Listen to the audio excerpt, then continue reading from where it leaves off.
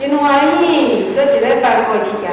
这个礼拜，小朋友有没有更适应你们的停课在家线上学习的日子呢？相信上帝给大家有平安有喜乐，也相信大家有这样的能力，能够靠着上帝教给你的力量，能够来适应这样子的学习生活。好，在我们今天的线上主日学的开始之前，我们先一起来做祷告。爱我们的天父上帝，我们感谢你。虽然我们还是要在家里做线上的学习，爸爸妈妈和小孩很辛苦，但我们知道你与我们同在，我们有平安有喜乐，在怎样的困难都能够在主的带领下一一的度过。感谢你也保守看顾我们在疫情的当中，我们有健康的身体，我们也能够在一起跟家人互动学习。也谢谢你让我们今天透过线上能够来到主日学，一起敬拜你，一起来赞美你。恳求你再一次安静我们的心，让我们透过老师们的话语，用上帝的话语来教导我们，让我们更明白上帝在我们生命当中要我们做的美好的事。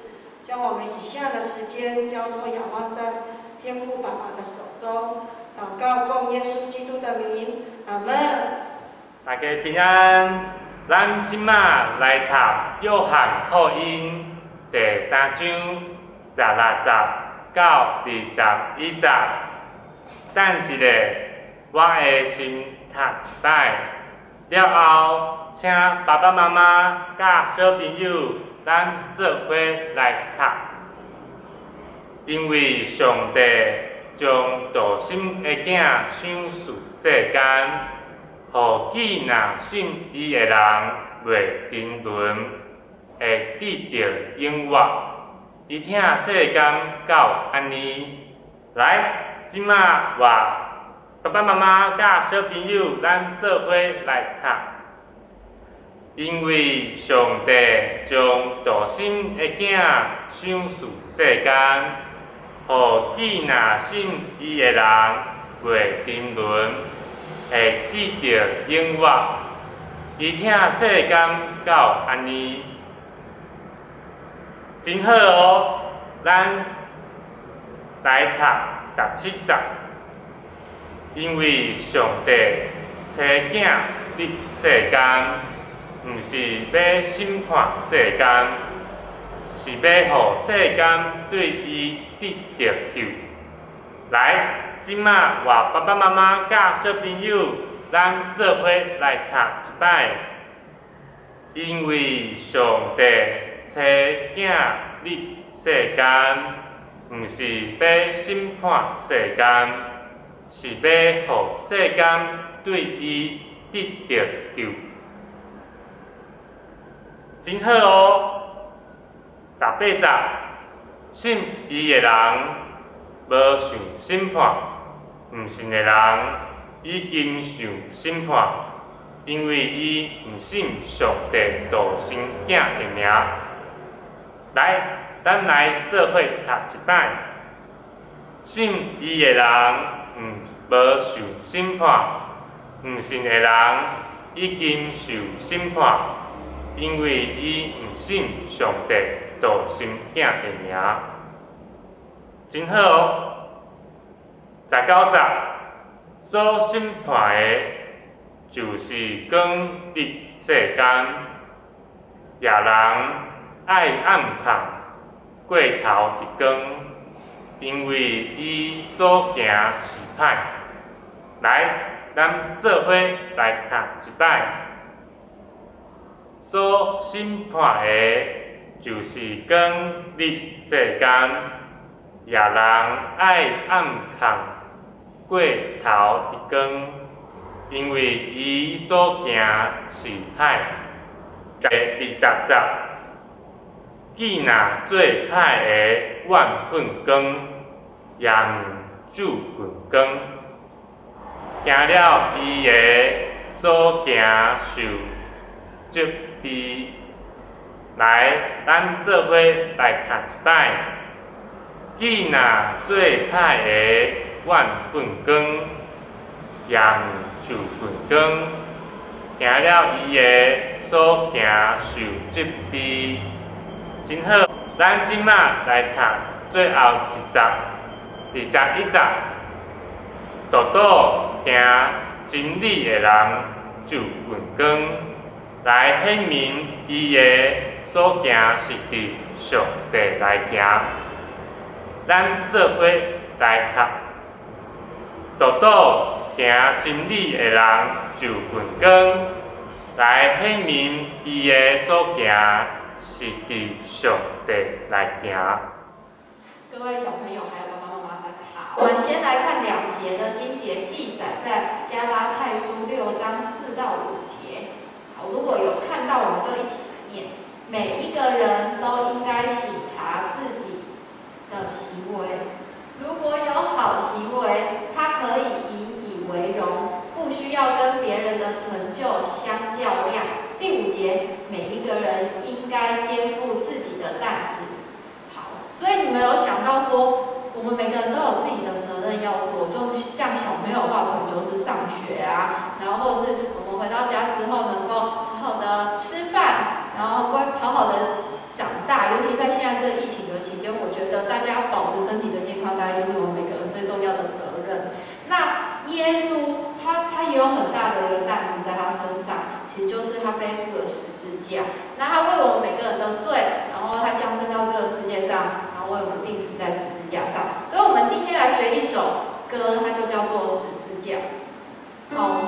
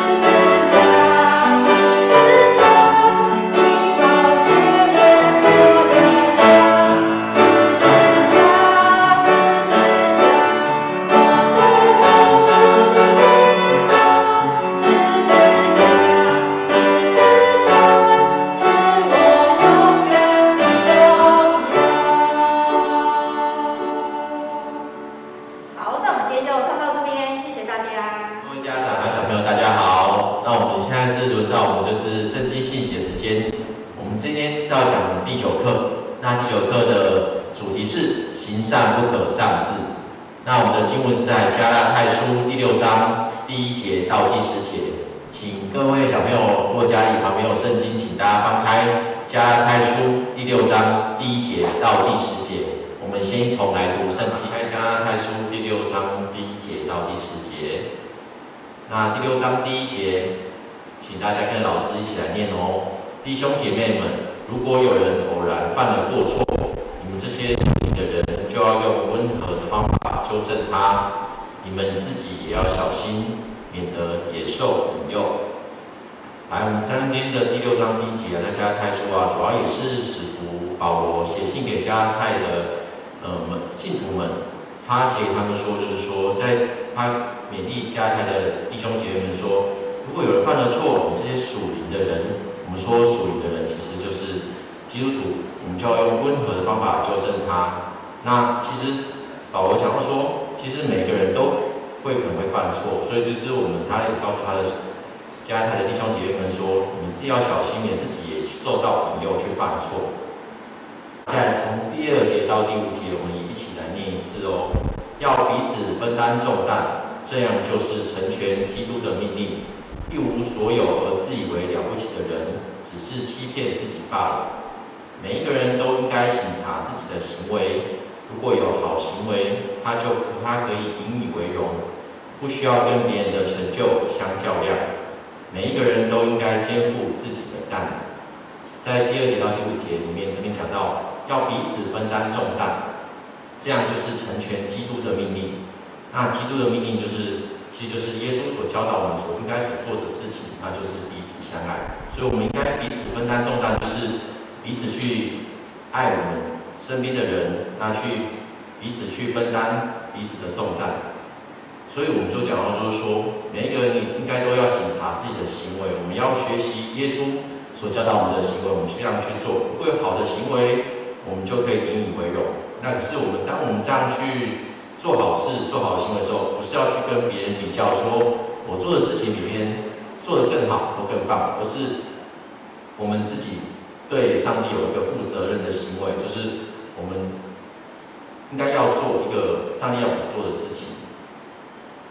那我们接下来进入到第6节，第6节一起来念。那在基督正道上受教导的人，应该和教导他的老师分享一切美好的东西。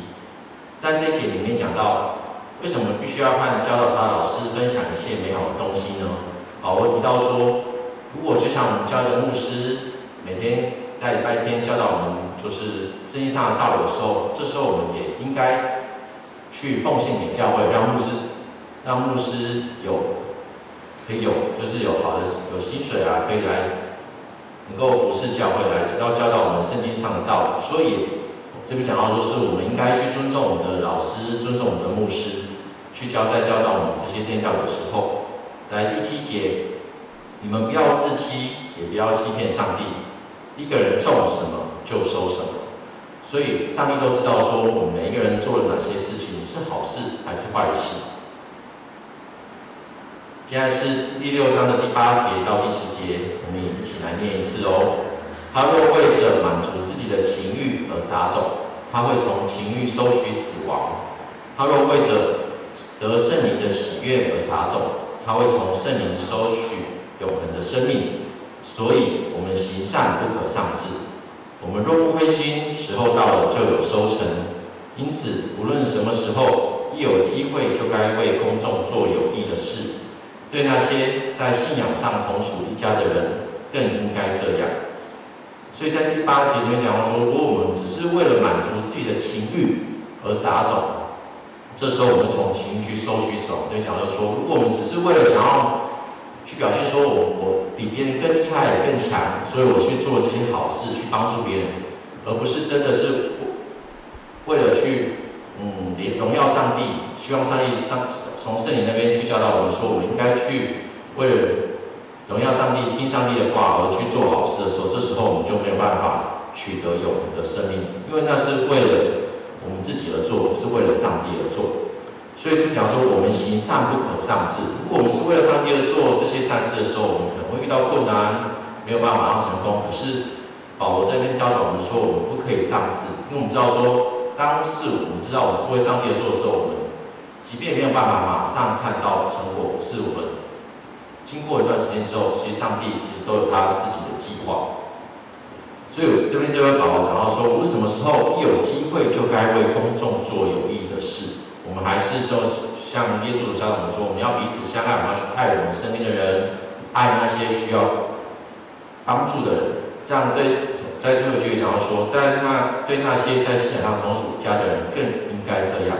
在信仰上同属家人，就是我们在我们教会一起周遭的人，就是我们的旁边的我们的会友啊，我们的主学的同学，我们更应该去爱他们。教导加拉太的门徒们说，应该要在做善事的时候，不应该就是失志不应该就是做了一下就放弃。如果我们是从上帝而来给我们的目标，知道说我们要去做善事的时候，这时候我们就会一直努力下去做所以我们知道说，就是在经文的一开始讲到，就是说，每一个人都可能会犯错那在保罗讲到说，如果我们旁边弟兄犯错的时候，我们就应该用温和的口气去提醒他去提醒他说不要你犯错了，那我们应该怎么样去改正我们自己的错误所以其实有一个故事，《木偶奇遇记》里面有小木偶皮诺丘嘛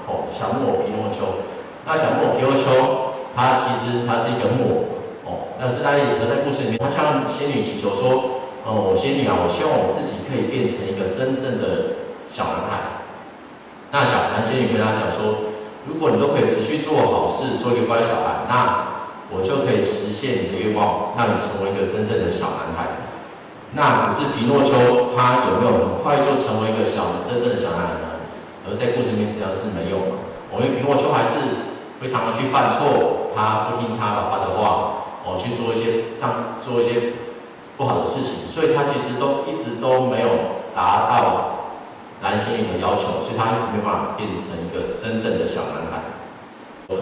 当皮诺丘一犯错的时候，或做不好的事情的时候，这是蟋蟀就会提醒他说：“皮诺丘，你哪里做错了哦？”可是皮诺丘听到的时候，他就觉得说：“怎么这蟋蟀好烦啊，一直来去指正我。”所以皮诺丘还是一直不听蟋蟀的话，他还是一直犯错。是他旁边是他的爸爸，他爸爸虽然皮诺丘一直犯错，做不正确的事情，是他爸爸还是一样很用爱心的口气来提醒他，来包容他。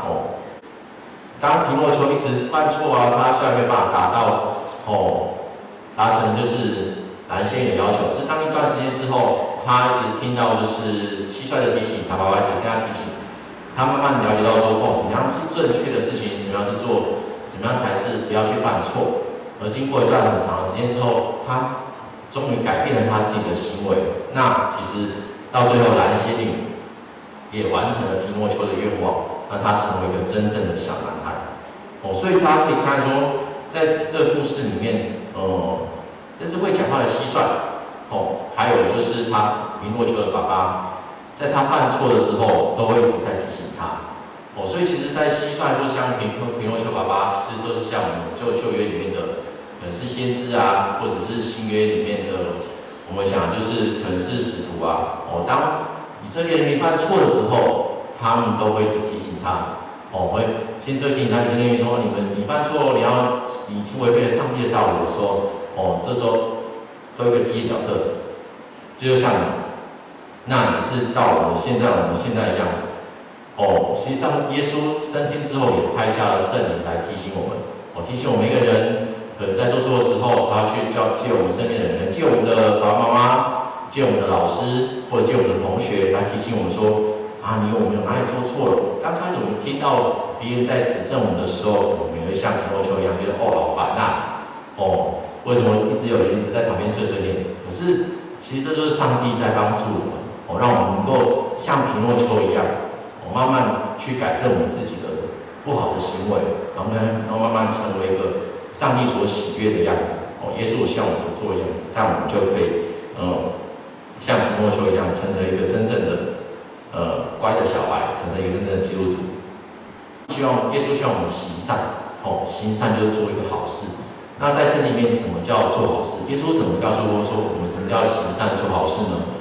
要去帮助别人，看到有需要有帮助的人，我们要去帮助他。那看到我们的同伴有人做错事了，那我们要去用温和的态度去指正他。所以在圣经里面告诉我们，就是说什么是行善。那我们可以怎么样去做？一个行善，做一个好事。那这边其实都要求我们说，第一个我们可以去帮人家祷告，为人祷告。当我们可以发挥我们自己，其实我们有能力去给他金钱的帮助啊，事实上帮助我们可以为他祷告。那如果我们是有能力的，那我们可以提供他实质的帮助。比如他有欠缺钱，或他没有缺食物，或他在学业上、功课上比较困难，如果我们可以提供帮助，我们提供实质的服务。那第二个就是我们的行善是必须出自于圣灵的感动，而不是为了我们自己的想要去，为了我们自己的就是想要表现出我比别人更好，所以这个善行善的行为必须出自圣灵的感动。那圣灵感动教导说，我们要彼此相爱，互相扶持，那甚至是传福音，重点是传福音为主做见证。这是在经文里面圣经想要教导我们的。那也是让各位小朋友可以去看说，去思考说，我们每天呢是不是有做上帝所要做的事？那我们每天是不是也做了上帝所不喜欢我们所做的事？我们有没有犯错？那我们是不是可以改正自己？好，那我们进入到我们这个礼拜的金句哦。那我们先一起来念台语的金句哦。那请老师先念一次，那请爸妈还有小朋友再一起念一次来。咱行好，唔通失志。加拉太书第6章第9节，我们大家一起来念一次哦。咱行好，唔通失志。加拉太书第6章第9节。接下来是国语的经文，一样跟老师一起来念一次哦。我们行善不可丧志。加拉太书第6章第9节，再一次哦。我们行善不可丧志。加拉太书第6章第9节。我们最后一起来做一个信息者祷告。亲爱的主耶稣，感谢你让我们在这礼拜天的早上一同来阅读你的话语。在这些经文里面，感谢主耶稣，让我们学习到，当我们身边有人需要帮助的时候，我们愿意去帮助他们。当我们自己犯错的时候，我们愿意去听从圣灵而来的提醒，让我们能够，不管是从我们的爸爸妈妈、从我们的老师，或从我们的朋友，当我们听到这些提醒的时候，我们可以静下心来去检查我们自己的错误，让我们做一个改正的行为，让我们成为一个上帝耶稣所喜悦的人。我们同时也愿意去领受从圣灵而来的感动，去做上帝所要我们所做的事情。让我们去帮助别人，去为别人代祷，彼此相爱，彼此扶持，传福音，做上帝的见证。我们将每一个人都交在主的手里，让我们在下一个礼拜的学业、课业、生活里面都有主与我们同在。我们这样祷告，奉主耶稣的名求，阿们。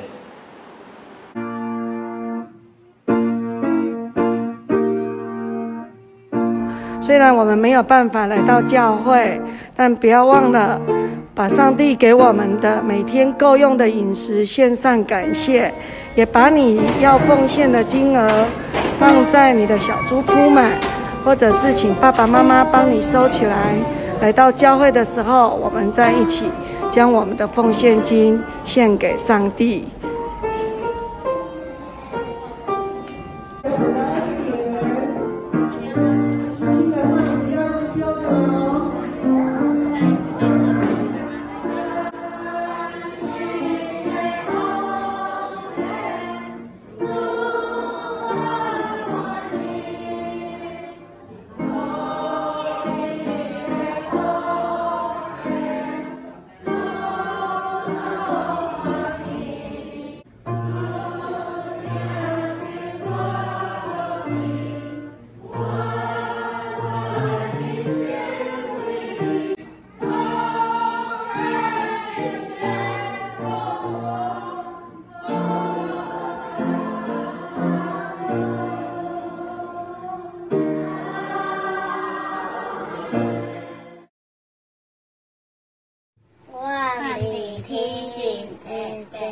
王你的名声，你的高领导，你的旨意，你的声，你的聆听，体贴你，我的你是哪里好我，下边我的辜负，亲像我也下边辜负我的人，天地带我弟弟去，又丢我暖，变歹因果关联，因果拢是伊所，代代无尽，阿妹。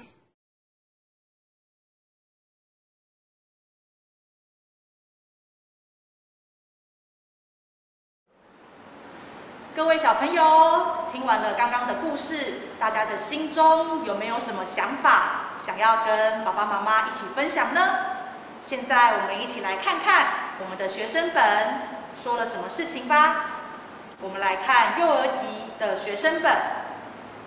刚刚听完了皮诺丘的故事，你觉得皮诺丘的改变是为了什么呢？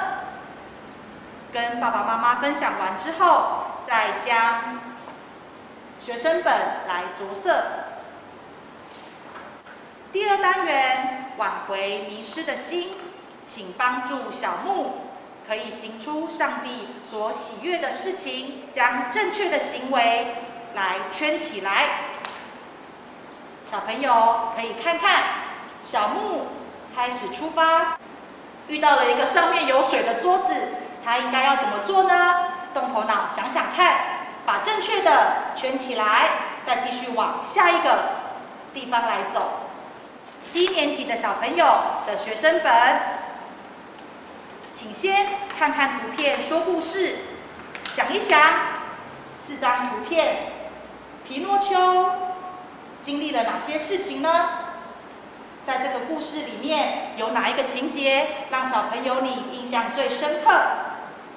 蟋蟀跟皮诺丘的爸爸是如何用温柔的心等待他的改变呢？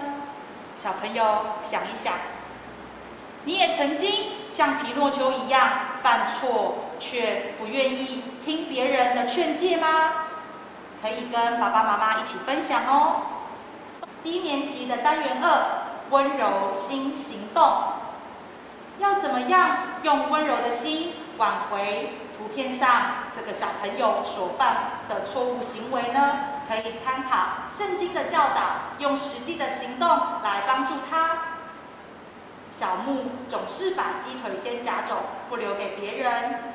在圣经腓立比书2章3到4节说：不要自私自利，不要贪图虚名，要彼此谦让，看别人比自己高明，不要只顾自己，也要关心别人的利益。第2张图片，小木不想要到主日学去上课。圣经怎么说呢？在希伯来书10章25节有告诉我们，可以请家长带着小朋友一起翻阅圣经。第3，小木常常用难听的话来骂别人。在圣经以弗所书4章29节有告诉我们，不要在言语上伤害别人，只要说帮助别人、造就别人的话，使听见的人能够得到益处。年级的学生本，第1个单元，活出行善的生命。保罗告诉我们，要彼此分担重担，努力的行善。行善的生命需要具备哪些特质呢？在学生本里面提供了4个经节，大家可以来查考。第2个单元，彼此相互的爱。当我们遇到困难的状况时候，我们要怎么样以温柔的心来相待呢？同学可以参考我们学生本上面的图片来想一想。听到新闻报道灾区需要物资跟人力的消息，我们又可以做什么样子的事情呢？看到了饮水机旁边有一滩积水，可能会让人滑倒，我们可以怎么做？听见好朋友用难听的话在批评别人的时候，小朋友你可以有什么行为呢？看到姐姐参加跆拳道比赛输了，躲在房间哭泣。当发生这些事情的时候，我们可以怎么样用好的话语来劝勉别人？大家可以一起想想看哦。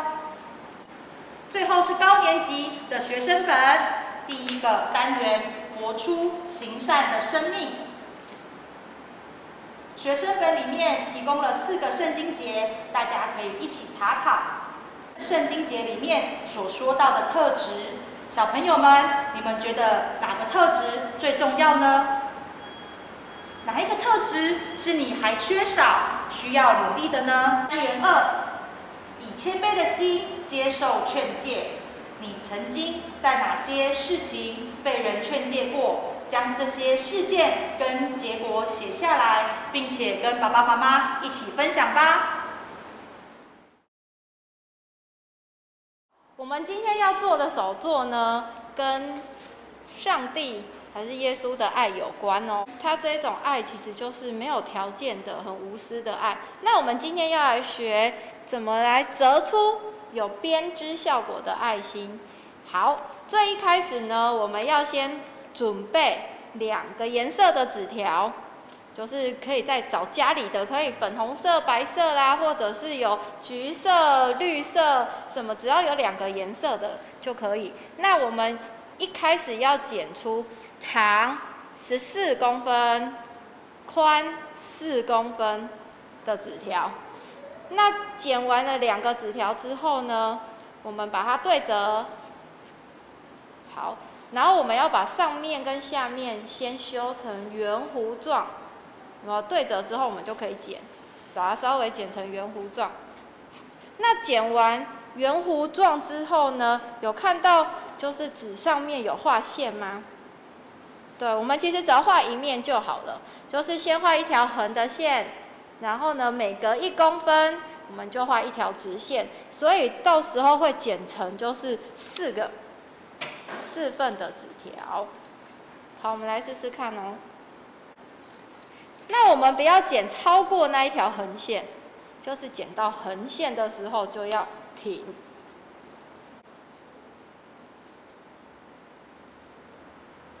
好的，我们已经剪完第1张纸，那我们还要再剪第2张纸，一样剪成，就是剪了3刀，都剪到横线那边。好，那现在2张纸都已经剪完了，对不对？我们要来看，我们就把它们交叉。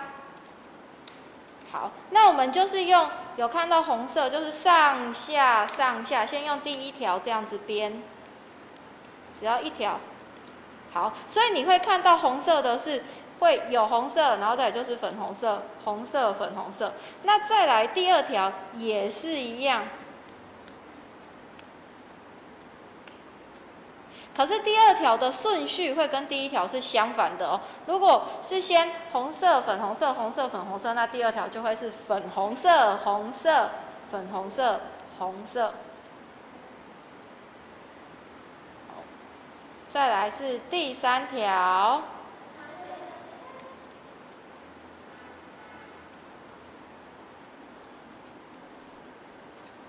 是一样，第3条的顺序会跟第1条一样。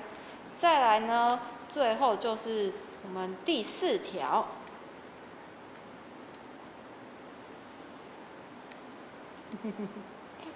加油！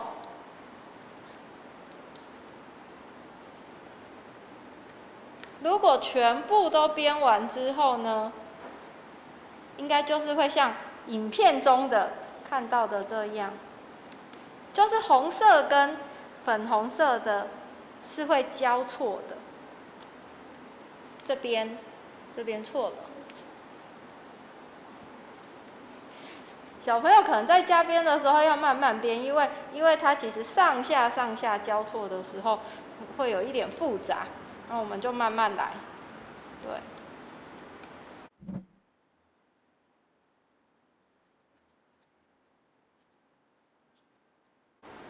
好，这样子我们就完成了很漂亮的一个编织的爱心，希望大家在家里都有做成功。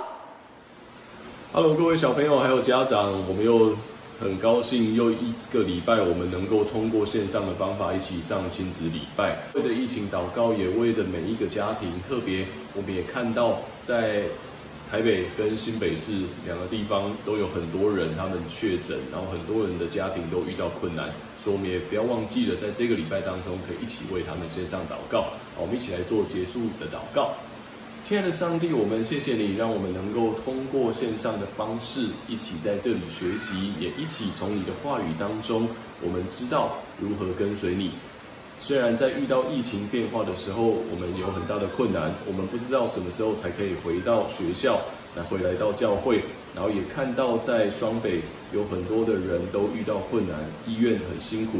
求你也保守我们每一个人，让我们在这个过程当中都能够从你那里领受真正的平安，也祝福在我们每一个家庭当中，让我们的每一天虽然好像被关在家里，但我们都有平安与喜乐。我们同心祷告，奉耶稣的名求，阿们。